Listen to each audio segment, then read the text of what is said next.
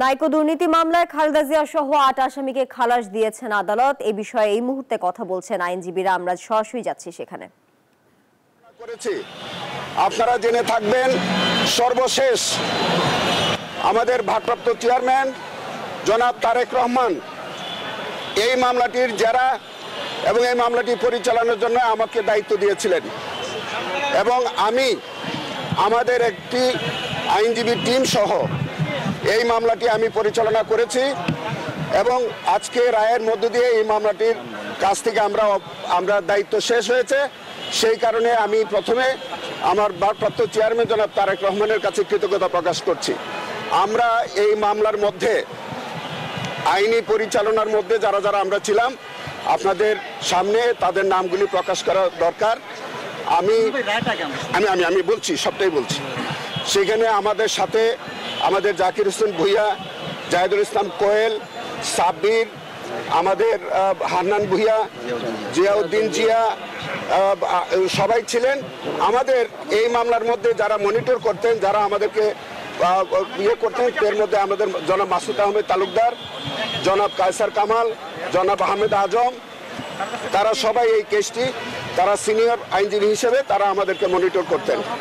আমি এবং আব্দুল খালেক মিলন সহ আমাদের নুরুজ্জামান সহ সবাই আমাদের এই মামলার মধ্যে ছিলেন। আমি এই মামলাটির একটু সারসংক্ষেপ আপনাদের কাছে বলি। 1998 সালে তৎকালীন আওয়ামী লীগ তথা শেখ হাসিনা সরকারের সময়ে কানাডিয়ান কোম্পানি নাইকো একটি অযাচিত প্রস্তাব দিয়েছিল যে তারা আমাদের দেশের পরিত্যক্ত তেল গ্যাস কোম্পানিগুলো তারা অনুসন্ধান করতে চান। 1998 সালে তৎকালীন শেখ হাসিনা সরকার প্রথমে সেটি রিফিউজ করেন। পরবর্তীতে একই মাসে আবার অযাচিতভাবে এই কানাডিয়ান কোম্পানি শেখ হাসিনা সরকারের কাছে আবার প্রস্তাব দেন। তৎকালীন জ্বালানি মন্ত্রী ছিলেন শেখ হাসিনা এবং তার উপদেষ্টা ছিলেন ডক্টর তৌফিক এলাহি চৌধুরী।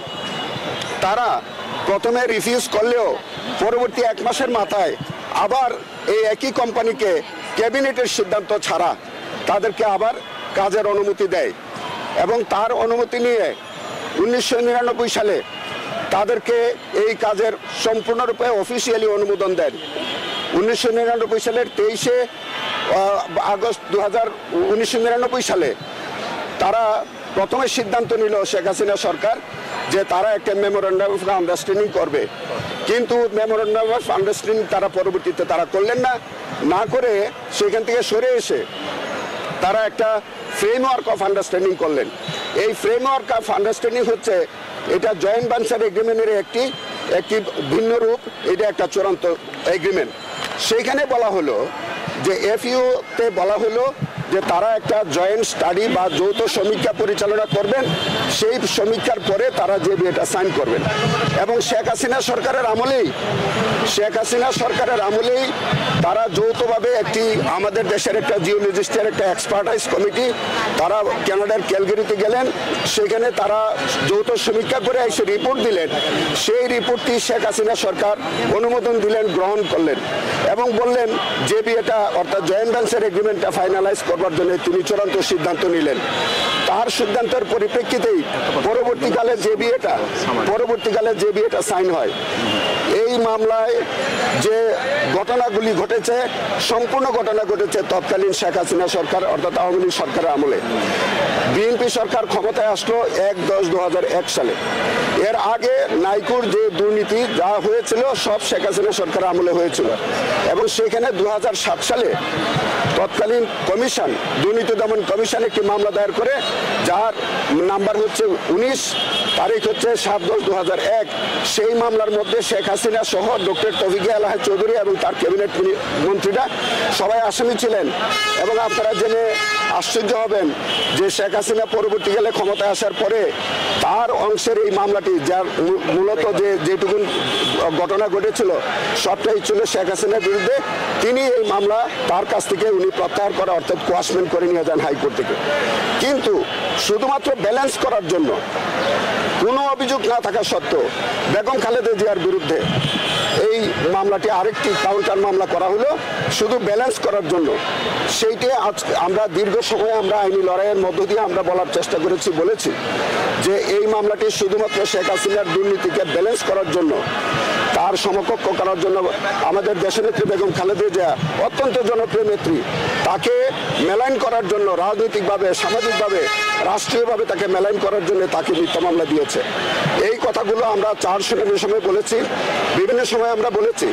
পরবর্তীকালে এই মামলার যখন সাক্ষী শুরু হয়, আপনারা জেনে থাকবেন রয়্যাল কানাডিয়ান মাউন্টেড পুলিশ 2 জন সদস্য এসেছিল।